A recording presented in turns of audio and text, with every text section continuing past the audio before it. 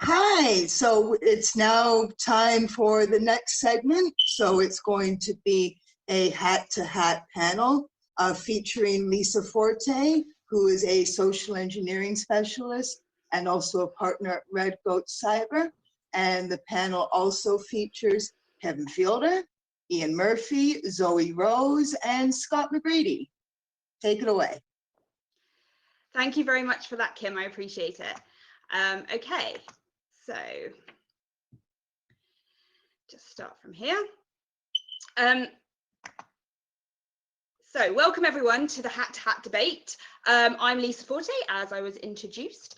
And I just want to kind of start off by mentioning a initiative that a lot of the cyber people have got involved in that I think is really key, and hopefully some of you will be really interested in.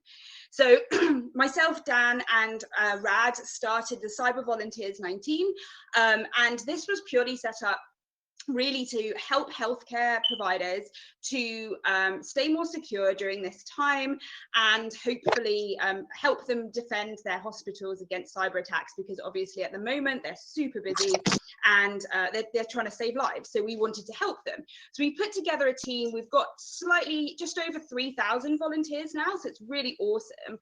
And we've got some other team members as well who are running some of the teams. So we have Ian Murphy, who is also on this panel, funnily enough, and Ian is running the threat intelligence team. So if any of you are interested in getting involved in providing threat intelligence to hospitals around Europe, he is your guy, because he runs that team. Jessica Barker from Sygenta, which some of you will know as well, she is in charge of running the awareness team, and they've put together some really awesome awareness campaigns that are going to be translated into 7 different languages and sent out around Europe to help hospitals raise awareness with some of their staff. Because one of the things we were seeing a lot of was hospitals having consultants who were doing their consultancy sessions, and in these sessions the consultants would use Zoom or whatever application they wanted, and they would also be using their own personal Google Docs folders to upload patient test reports and stuff like that, and share those with patients. So you know, some of this awareness is really key, because what they've tried to do is just make things work as opposed to actually thinking about security.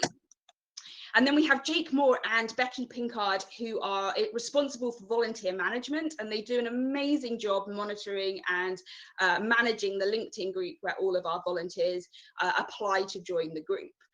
And to just give you a bit of an idea of where we actually are operating. So we are operating in all of these countries, which is crazy. We've actually just taken on some hospitals in St. Petersburg and Moscow, which is really interesting as well. And we just kind of had a discussion about it and thought, you know, actually politics doesn't really come into it at this point in time. It's about saving lives and helping people. So we were really keen just to help as many countries as possible. So our threat report every single week gets translated into all of these languages and sent out to hospitals in all of these countries to help them stay more secure, which is a really awesome outcome, really. But that's not what we're here to talk about today. Here is, we're talking about the Hat to Hat debate, which I decided to put together because some of you may know this, but I was a lawyer, and I know, I'm sorry. And when I was studying law, one of the things we used to do an awful lot of was something called mooting, which is essentially debating. And it would have like an issue, something that was kind of topical, and people would take the agree or disagree side and have to argue it.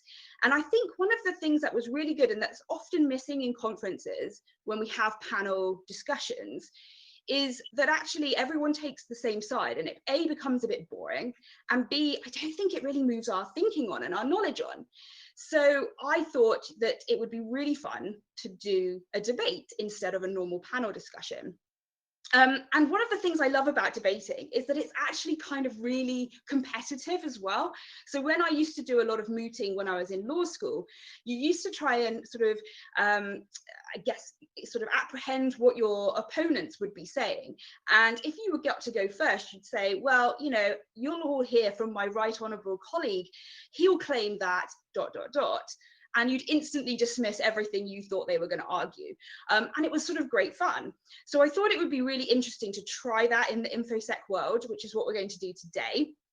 And a lot of the sort of things I know about social engineering have really come from my experience in law, because actually, when you think about lawyers, you have to build rapport really fast with judges, with juries. That's incredibly important that they like you, because if the jury don't like you, there's absolutely no hope that you are going to be successful.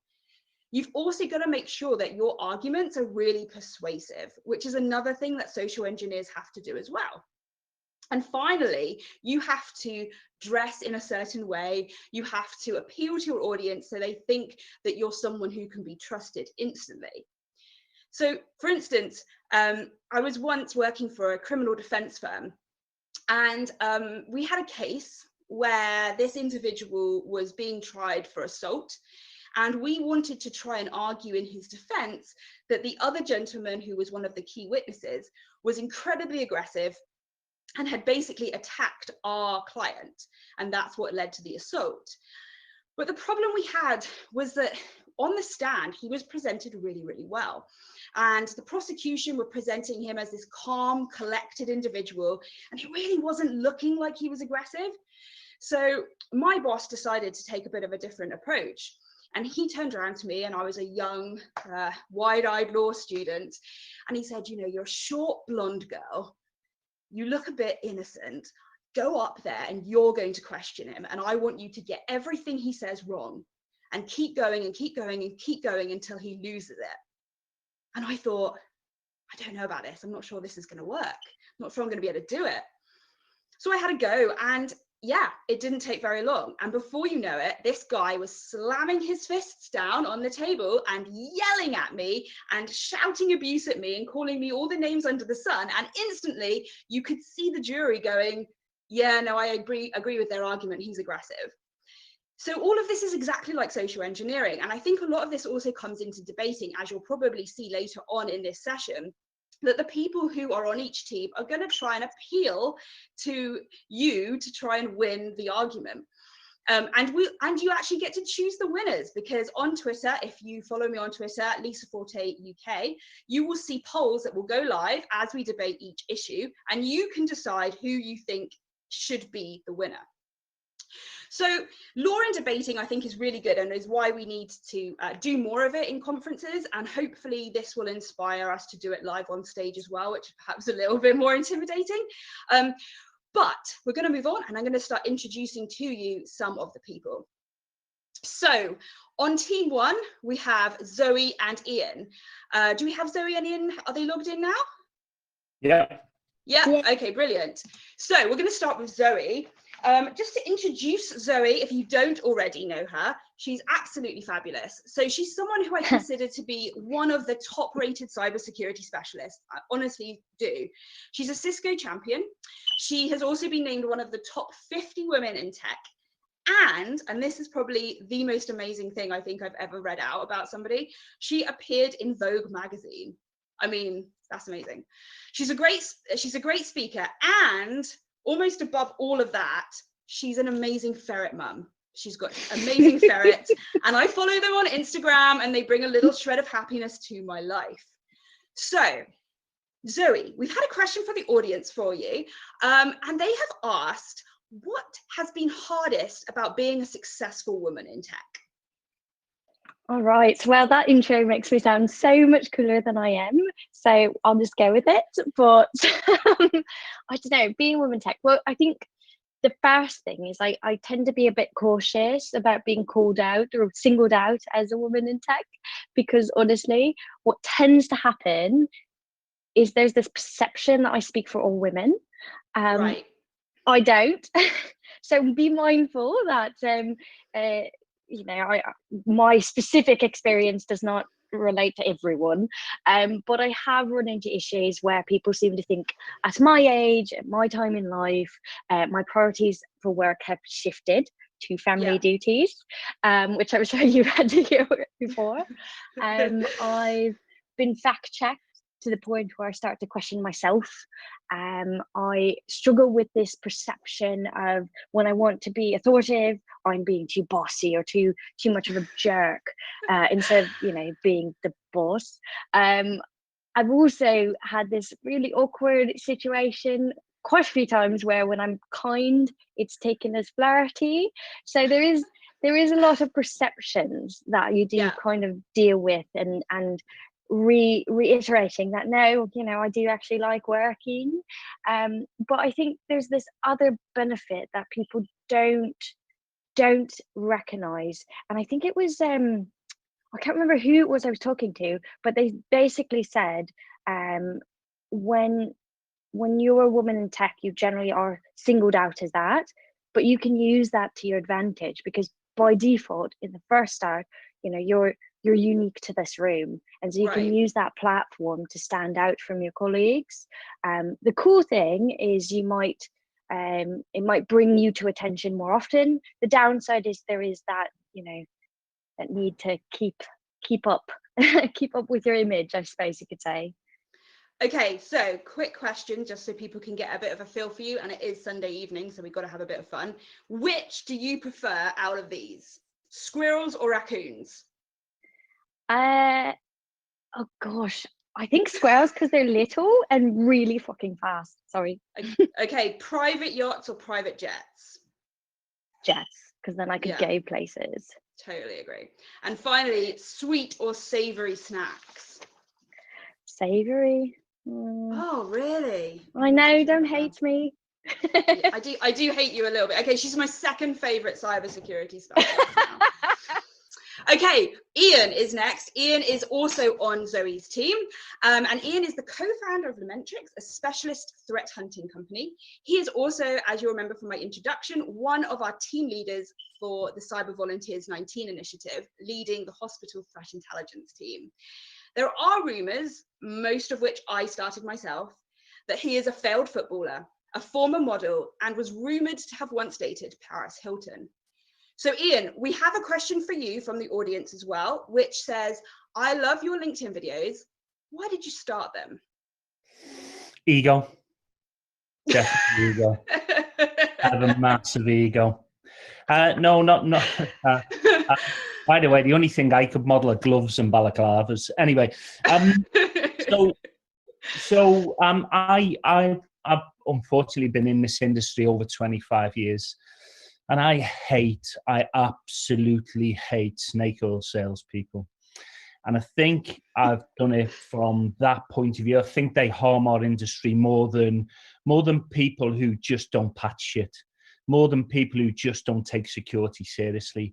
I think the people who go out there to make somebody think they're getting more than they're actually getting, or don't give them the full story around what they are actually getting and how hard it is to do, I think they do our industry a real disservice. So my goal in life is to call out those bullshitters, and I think that's what LinkedIn is great for. Pardon my French. This may happen from time to time throughout this whole debate. It will pass. You won't go home swearing at your children after. You might do, but it'll pass. We accept no responsibility if you're sort of radicalized after this. Indeed. I will accept failed footballer. Any rumours about Paris Hilton were probably started by me, and the modelling is probably railway modelling and stuff like that. Okay, quick fire questions for you. Apple pie or chicken pie? Apple pie. Facebook or Twitter? Oh, Twitter. Going to university or doing an apprenticeship? Doing an apprenticeship. Would never change doing it. It taught me how to talk to peers. It taught me how to respect peers in a way that I was one of their peers, coming from school and then going into a working environment. You've people who are teaching you at school demand respect. Actually, when you do an apprenticeship, you find out you've got to earn that respect, and they beat it into you in the most inhumane ways. I'm not condoning beating, maybe a little bit. I'm not condoning it, but I would never change it for the world. I did go to university afterwards. It was mainly to fix their plumbing, but I did go to university afterwards. But yeah, apprenticeship every day of the week. Awesome. Okay, so that was team one, who you will hear arguing together on various different points. So next we have team two, which are Scott and Kevin. So we'll start with Scott. Scott is an educator. He has a focus on counter fraud, public safety, and awareness of cybersecurity generally within the public. He's worked really closely with law enforcement, and he has been on TV a lot. And he will probably say it wasn't a lot and be a bit modest, but it was a lot. I've seen it. He's also convinced, interestingly, that he can communicate with squirrels. We'll touch on that a bit later. So, Scott, we have a question for you from the audience, which is probably the nastiest question of all of the ones that came in. Oh, here we go. And Okay. It says, what was it like working with the police, and how was it different from the private sector? Okay. That's a really good question to start with. So it was different. I went and I kind of joined up to try and open doors and kind of like make bridges, but I seem to burn a lot of those bridges recently. Just realizing that policing is so far behind and still stuck in this 1950s idea of, you know, us versus them, and you know, there's old school, it's kind of like the old boy network. Everybody's friends. You only get further if you're friends with, you know, the DCC or the ACC or all these other acronyms that people don't understand. And it's kind of like the tech community. We're quite self-facing. We don't really tend to look outside and try and figure out what other people are doing elsewhere, and they're still stuck in that. And I think that's so. It was interesting. It was really strange. I know everybody. Well, most people should know your background, so you kind of came from the same environment, and it's really bizarre. But at the same time, you can't really step away, even if you see a lot of crap going on. You can't really step away because you think you're making a difference. So yeah. Yeah, and I think the camaraderie in the police at its best is way better than it is in the private sector, in my personal experience at least. But yeah, I know there's a lot of problems. Anyway, Scott, quick fire questions for you. Beer or wine? Beer, obviously. Okay, quarantine or freedom? How do you seriously have to think about that? I think everybody's expecting me to say this, so I'll go freedom because everybody's okay. And at risk of being shouted at by the next person, Just Eat or Deliveroo? Oh, Just Eat, absolutely. Lovely man, one team. It's got nothing to do with who's coming up next then. Okay, so next up we have Kevin Fielder. Kevin is the CISO of Just Eat, and he's an amazing fitness coach. I like to wind him up about it, but he does have a ton of knowledge. Now, he told me to tell you that he was a legend, which I've now done, so that's great. And he is a very cool InfoSec person, generally. So, Kevin, hello. Hey, how you doing? Good. Okay, we have a question for you. Just quickly, I want to jump in and ask how I got a cool InfoSec person who likes Maryland cookies, and Ian got dated Paris Hilton and ex-footballer. I feel hard done by. I just got to him first, so he got all the good rumors, and yeah, you got the short end of the straw. Maryland cookies. Okay, so from the audience, someone has asked, Kevin, why did you get into becoming a CISO, and how is it best to go about doing that? Money and fame. But no, I just love what I do, right? So I love doing security stuff. Have done for more years than I want to admit, really. I think there's loads of different routes to doing it, so you've got to love it, right? So I think most jobs in security, you've pretty much got to love what you do, because it is 24/7. It is stuff you think about all the time. There are miscreants all over the place trying to do naughty things, right? So so you've got to have a super passion for what you do and kind of love it, I think. And in terms of becoming a CISO, there's technical CISOs and non-technical CISOs, and CISOs in banks and CISOs in kind of companies like ours, whatever else. There's a whole variety of different types. So I think it's just build your career, build your kind of network, get stuck into a wide variety of different things. You're going to do a lot better doing my kind of job if you've got a bit of knowledge about lots of stuff. So if you're super hardcore in like one area that you love, probably not quite as good as someone who likes being a bit of all sorts of things, because I need to have that like thin veneer of knowledge across a whole range of things rather than being kind of a super expert in one. And then I have a team of people who are way better than me at the things they do to make me look awesome and make us look awesome. I think Kim is like humming in the background, which is Oh no, lovely. that's I don't know if you can see my camera. That's my little one. So I also, anyone who's on Twitter, I'm sitting with my little 4-year-old who's super cute. Therefore, we win and Ian loses. Sorry, mate. Okay. Whoa. Nobody told me about that type of dirty tricks. I can bring in my ferret. Yes. Just warning This is you. like starting to slip from InfoSec and just being like who has the cutest stuff. Yeah, my daughter, children and pets, right? Let's forget security. Okay, quick fire questions for you then. Dogs or cats? Dogs. Good answer. Pasta or pizza? Ooh, pizza. Maryland cookies or Oreos? Maryland cookies. Oh, so ridiculous. Anyways, okay, so that's the intros done. So just to give you an introduction of what's going to happen, each team are going to get an opportunity to argue for or against one of the statements that's coming up. They will get time to present their case and also rebut the other side. I have posted the first question already on Twitter with a live poll. So at Lisa Forte UK, you can find that and you can vote for who you think should be the winner.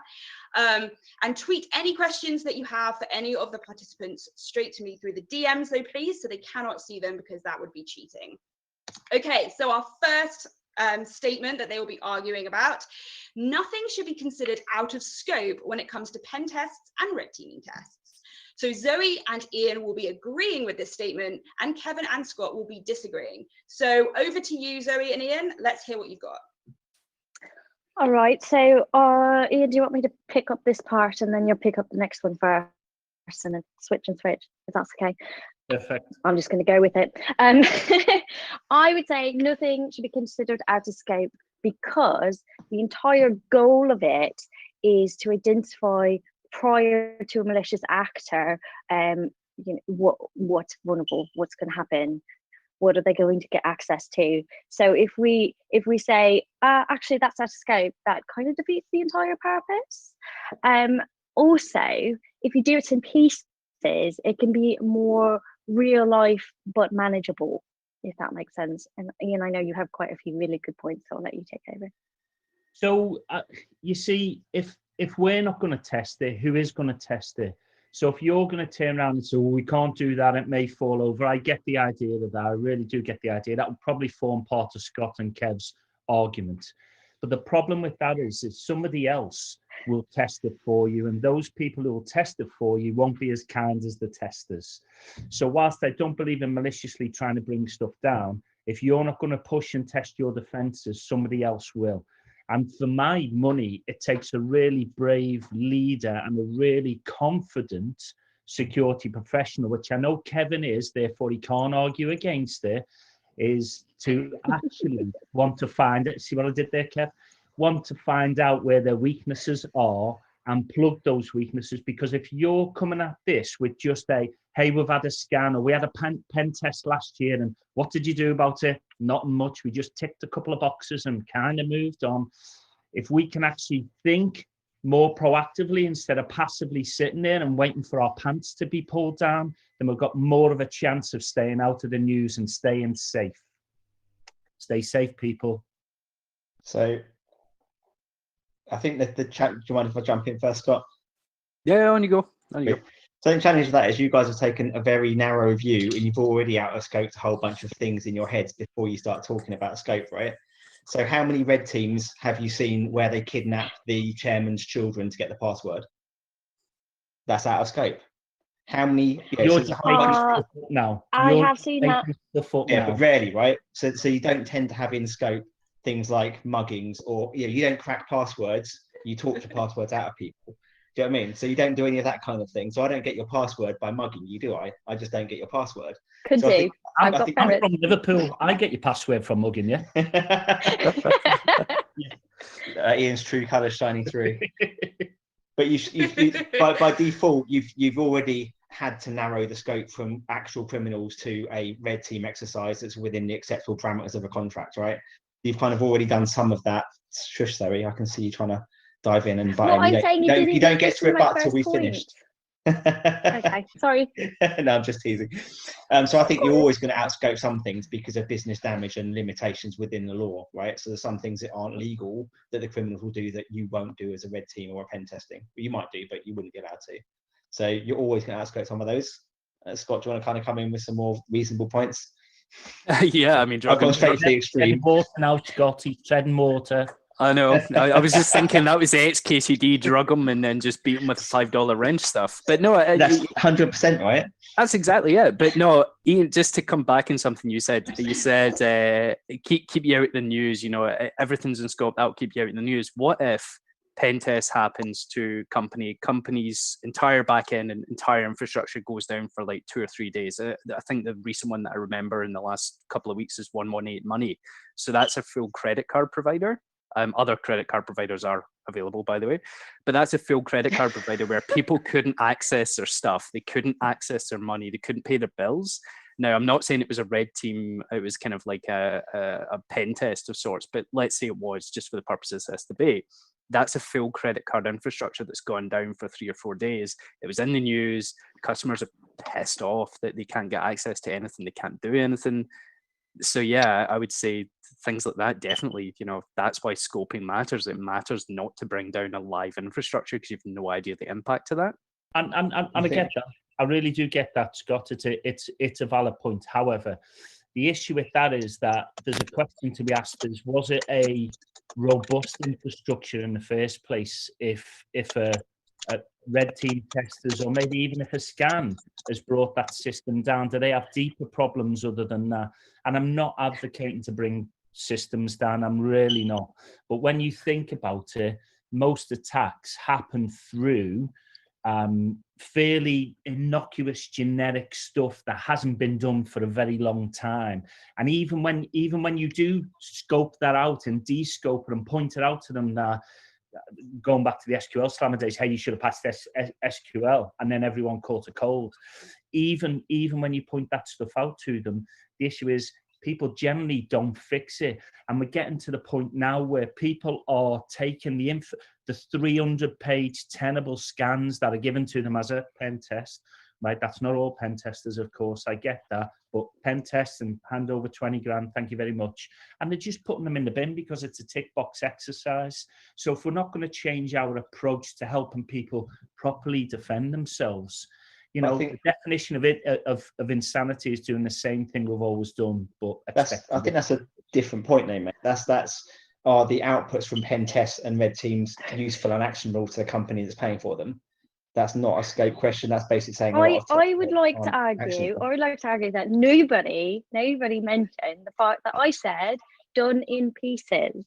So yes, you can't scope the entire infrastructure all at once, but you can do it over time. Because a pen test at the end of the day, a pen test runtime, that's a once snapshot view, yeah. So you're saying by scoping multiple tests, you can get to a thorough test at the end through multiple scope tests? No, I'm saying one test done in pieces. I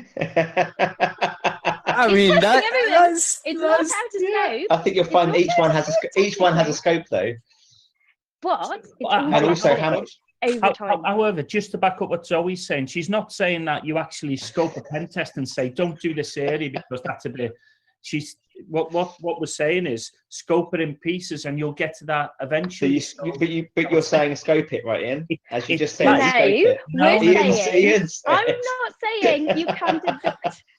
Zoe and Ian, we've had someone message in saying, for Zoe and Ian, do they feel that a test could be done within scope? However, any potential gaps that are out of scope highlighted to the client with a view to obtaining a new scope on the next test? So that's typically how I have to deal with them. Yes, there is a scope, and you do say this was not done in this test. And potentially you could do that. We haven't touched on is budget, right? So reality is my budget doesn't necessarily allow me to have all of the things tested all of the time. So you have to do some scoping and sizing of pen tests because it's not like it costs me £20 a day to have testers working on my site, right? So there are also budgetary concerns. That would be brilliant. So I think, yes, I would agree budgets are a problem, but I also would say that if you're not testing it because, and your reason is, oh, I don't have the money, I will also say that, well, you know, when it breaks and it's in the media and your reputation is ruined, you still won't have the money. But you can say that about everything, right? I should collect every single log. I should monitor everything. I should have threat intel. I should have a large 24/7 team. I should patch everything. I should have a full inventory. I should have a full CMDB. I should have everything, right? I haven't got an infinite budget, and no business does. So you have to chop But you can it down as prioritise best you it. can. You do, but I can't prioritize just testing. Before, Kevin, you do not have to collect every log. What have I told you about this? You just you do not collect logs, right? You don't have to do. No, but you know what I mean? You've got to prioritize things, and you can't just do offensive, right? I've got to do some blue team as well as some red team. I can't just have. I've just spent my entire budget on pen testing it, but I can't fix anything because I have no money left. But that's Okay. super crazy. I'm gonna just draw a little line underneath this. The votes are in from this particular poll, and the winner is Kevin and Scott with 50%. Yes! But only with 51% to 49. So can we retire there and call it a day? I didn't even vote for myself. I don't even know how to vote. Are you seeing some? I'm going to open up 17. I'm going to open up 17 new Twitter accounts now, just to get in there. Okay, so the next question. Companies should always be responsible for the actions of their employees during work hours, even if they go rogue and steal data. So arguing in agreement with this statement is Zoe and Ian, and disagreeing with this statement are Kevin and Scott. So over to you, Zoe and Ian. Oh, so we're going to agree on this one, right? So, and you did mention before, Lisa, about my failed football career. So it was a fail. Well, you know, I did play football for a living at a point, and all the best teams I would ever play for had a strength of character, and whether we won or lose or lost rather, we took it in our stride. And the great managers and the great leaders I've ever played for and worked for would take it as a personal problem for them should we lose. They would never single out a player. They would never so you look at all the great managers, Sir Alex Ferguson, Shanks, Paisley, all of those guys. You see, I'm a Liverpool supporter, but I do recognise Sir Alex is a great manager. Is that they never single out their players. They never single them out for criticism. And actually, when you are part of an organisation that you know the leadership has your back like that, and you know that you start to behave responsibly to those leaders. So companies should always be responsible for their employees when they do bad stuff, but also as well congratulating those employees and giving them the kudos when they do good stuff as well. There's a flip side to this. You know, whenever something bad happens, or whenever I'm in a customer and I'm talking to them about risk or risk management, I always say to them that actually the issue here isn't whether that one person did that, the rogue employee did that, because nobody remembers the name of the person in the Capital One breach, right? They just know as the Capital One breach. So the issue here is that you have to accept when they're doing something on your behalf, either in your hours, your office hours, or outside of your office hours, that they're your responsibility, they're your employees, and you have to drill into them a sense of belonging and a sense of need and a sense of togetherness and teamwork within your organization. And that way you can reduce those issues, those things that may cause you embarrassment. Sorry, Zoe, over to you. No, that's fine. I was also going to bring up the Bupa, I think it was Bupa International, their incident that happened, because again, that was an internal rogue employee. They accessed a lot more data than they should, and I believe it was they gave it to a third party or something.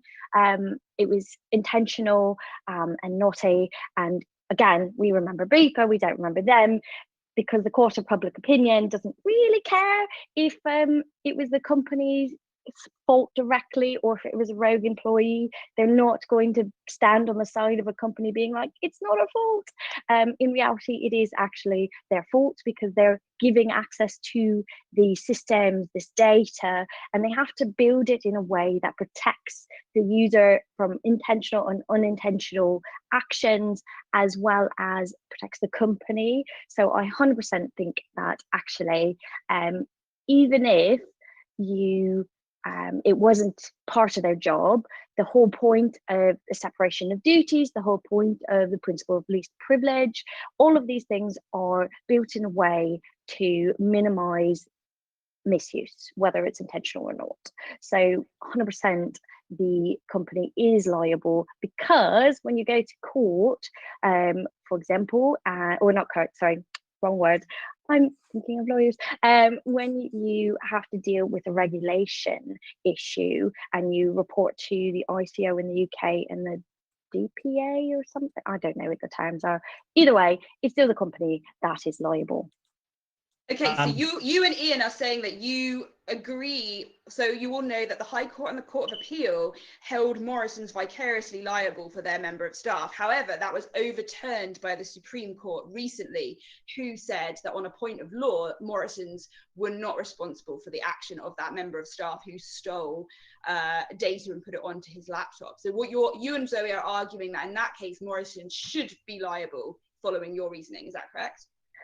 I would say yes, because even if the court didn't find or overturned it or whatever, the reality is the people that it affects don't really care.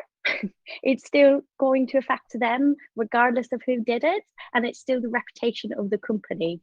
I don't really care if a court says, no, it's not really your fault, because at the end of the day, I also know they made it available or figured it in a way. And also, don't forget these companies and governments as well. These companies and governments Otherwise, as well. we'll get no votes because everyone will fall asleep.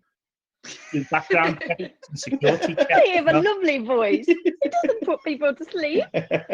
Okay, I have a comeback for all that. So just one brief point. Like, if we're looking at it in the basis of, small company or even small-ish company or medium-sized company, yeah, you can kind of go, right, you should have vetted all your employees, and it's clear when someone's sticking like 1 million USB drives, whoever uses USB drives now, but they're sticking 1 million USB drives in and clearly dumping all the stuff. But at the same token, if you're dealing with a business or a corporation or an enterprise, or call Booz Allen Hamilton, where you're dealing with like loads of stuff, you can't be responsible for monitoring every employee 24/7. That's why you vet the employee beforehand. You see whether they're going to leak stuff beforehand. You try and get a gauge of the personality. Clearly, I will never be employed at Booz Allen Hamilton, but that's another story. But yeah, you have to vet that stuff, because all that happens is you're going to have to either treat your employees like children or lock everything down to a point where it's just going to grind all work to a halt. You have to get management approval every 2 minutes. But there's a difference between liability and criminality, right? So I think there's a couple of things here. The statement says companies should always be responsible. So we've based whether they should or shouldn't on the court of public opinion.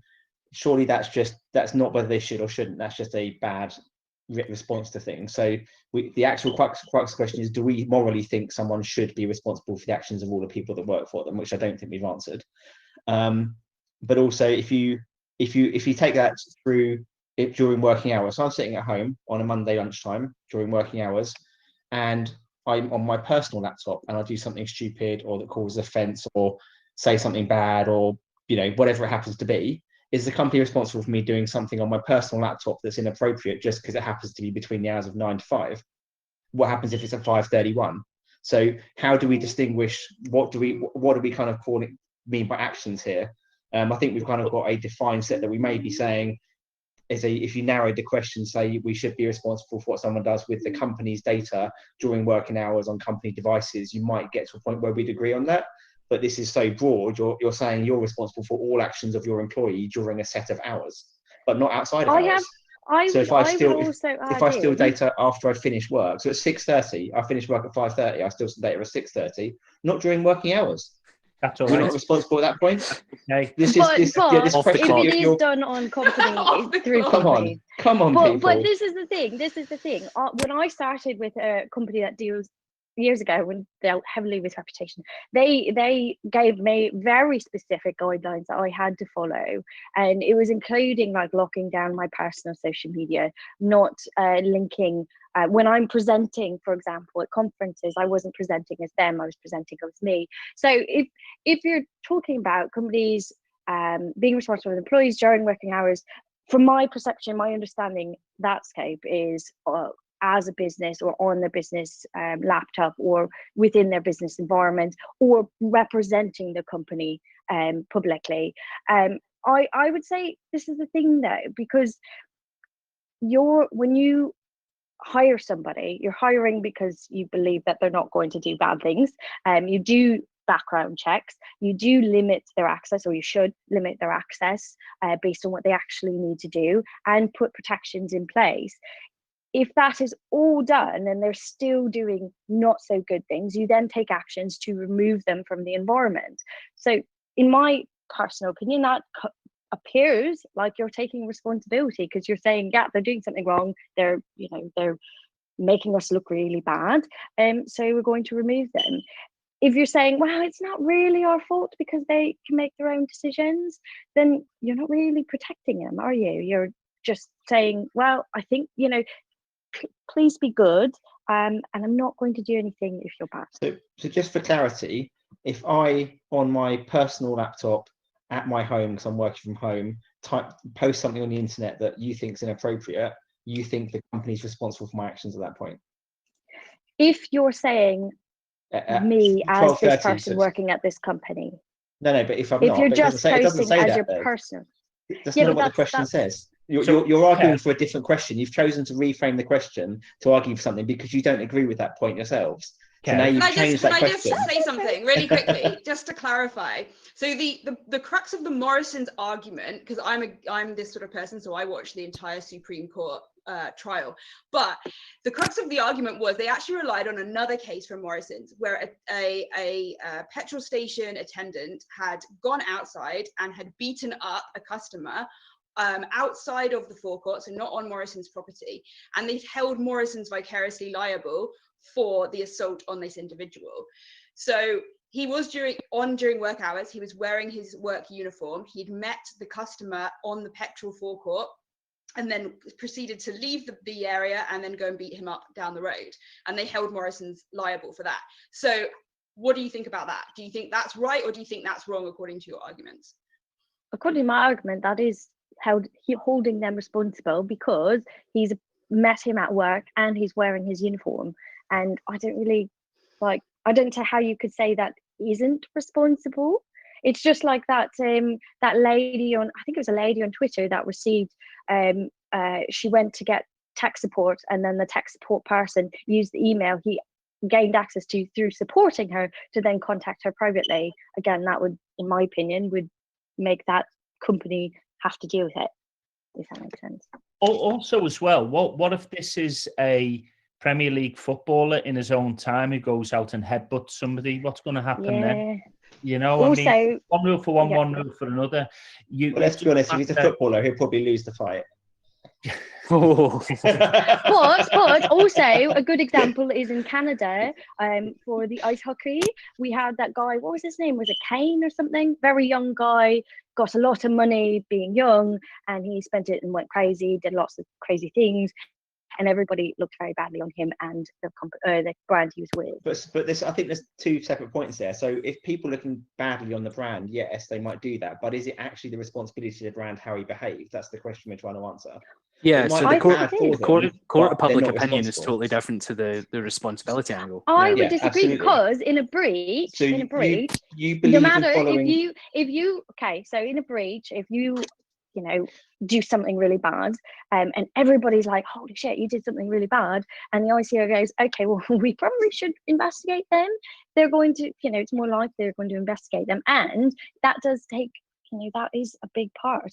If you're breached and you have X fine, but your reputational loss is so massive, that's going to affect your business as well. So I think that reputation should be cut, and public opinion should be Okay, included. we've got to draw a line under it because I'm conscious of the time.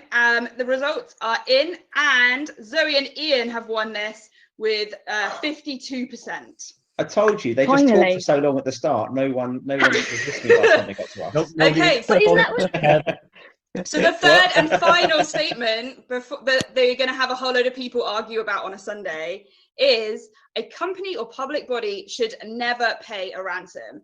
So Kevin and Scott agree with this, and Zoe and Ian are disagreeing with this. And as before, the poll is now up and live on Twitter, so get voting. Over to you, Kevin and Scott, this time. Scott, just don't stop talking and we'll win. Yeah, okay, so that's my forte. I can do that, right? So agree, a million times agree. How many times have we seen someone's been ransomware 6 months later? There's an update, someone's done dehash stuff, someone's started working on it, people have written backdoors into it, they've analyzed the malware and managed to somehow reverse it. If we're paying, we're literally paying. We're basically showing it's like there's a phrase or a word I'm looking for that's basically saying, look, you know, you're being rewarded for committing this crime and it's just going to get worse, and they're going to keep using that. Like, paying up straight away is a really bad idea. Paying up even after 6 months is a bad idea, or 2 years. I don't think it should be done. We're A, rewarding the crooks, and B, that's where I sit. Kevin? Yeah, so I think the big one for me on this as well is you're fundamentally funding organised crime. Yeah, it's the reason why, if you look at, I came from kind of financial services, and if you look at like banks and financial services kind of accept a certain amount of fraud as the cost of doing business. The police and people who deal with criminals don't want any of that, because every penny that goes through to fraud or crime is funding drugs, trafficking children, all of the really bad stuff. That's where this money goes. It's funding that kind of criminality. So if you pay the ransom, you're paying the worst criminals and funding organised crime fundamentally. Aside from the fact of that, Scott's excellent points around you've got no guarantee it's going to get unencrypted. You've got no guarantee they won't do it again. You become a bigger target. You make more people want to do it, because as soon as crime pays, guess what? People flock to it. You look at how things happen across the internet. As soon as one thing works, whether it's ransomware, whether it's DDoS, whether it's whatever else, as soon as it starts working, everyone starts doing it because you see the money. So you follow it and get more of it. The more you pay, the more people do it, because the more people want to make that money. So pop culture reference for anybody watching, season 1, episode 1, Mr. Robot. Slightly different context, but you just keep coming back and asking for more money. So yeah. So long and short of it, you'll make the problem worse. You've got no guarantee it's going to be okay, and you are funding organised crime. So I'm going to jump in here. So your argument is bad people will do shit. That's the they'll do more of it if you pay them. Bad people will do bad things. More if you pay them. People do shit, right? If you pay bad people to do bad shit, they do more bad shit, Ian. And they if you pay people, but if you don't pay them, they're still going to do bad shit. Like, what we're talking about is you're reducing the opportunistic ones. A lot of criminals have day jobs. They do jobs in the day. So far, your only argument is you shouldn't pay them because they might do it anyway. My argument is not that. My argument is, when it's in a perfect world, when there is, you prepared properly, you're able to do this, and it's all good and ready, and you're able to restore from backup, awesome. But as we know, the world is not perfect. If a company fails to properly protect their environment or their people, and the only option is to pay, and it's not something they could, it wasn't designed with a flaw, and you can't, literally there's no other option. Either you do have to make some payments, or people lose their job and more people are impacted, a company goes out of business, and who are you really failing in this situation? Yes, you did fail. You failed in the beginning because you got it in the first place. You failed because you didn't protect it. Yes. But also, are you going to then make somebody lose their job and maybe not feed their children, or not be able to afford to live? Like, the little bit that you're making in this payment is not going to, by not paying it, you're not going to stop cyber criminals. You're not going to solve, and the world is going to become peaceful again. It's not going to make that difference. What it is going to do is it's going to make your business be able to run again. But you're Ian, assuming you have a really good point. So you should make that one. Yeah, go in. The one you told me earlier.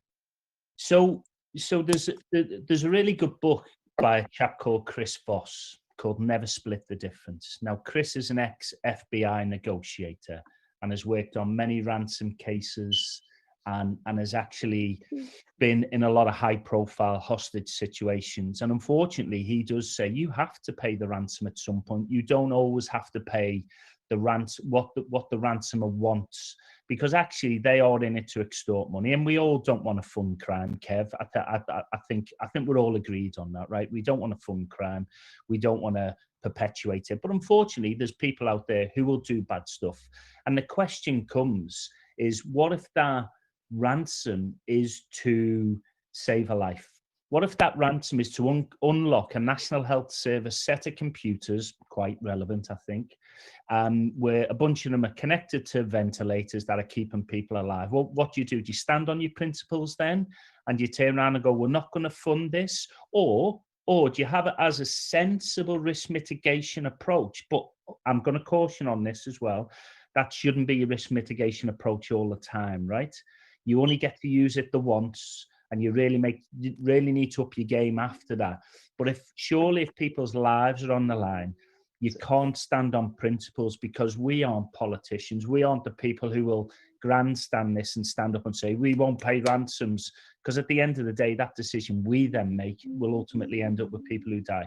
But that assumes that people are going to be honest and upfront and actually pay and actually unlock.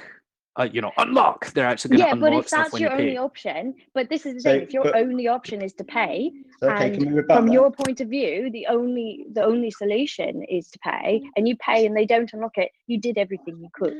So, but you've got a couple of challenges with that. Ian says we're not politicians, but he's gone straight to the standard politician's argument for any kind of legislation where you want to do something you shouldn't, which is talk about life and limb. So I'll make it seem like if you don't agree to this, lives will be lost, therefore you're bad and you should do the argument. I'm not saying in every situation, but in some situations it is what happens. And when people lose their job, even if it's not finish? a direct, they're dying today, you are impacting them. No, 3 minutes left. 3 minutes left. But then the point you've got to consider is, if we're going to talk about life and limb and people losing lives and whatever else, this money goes to organised crime. That goes to selling drugs to your children. So you're going to lose lives. I love that. That's your argument.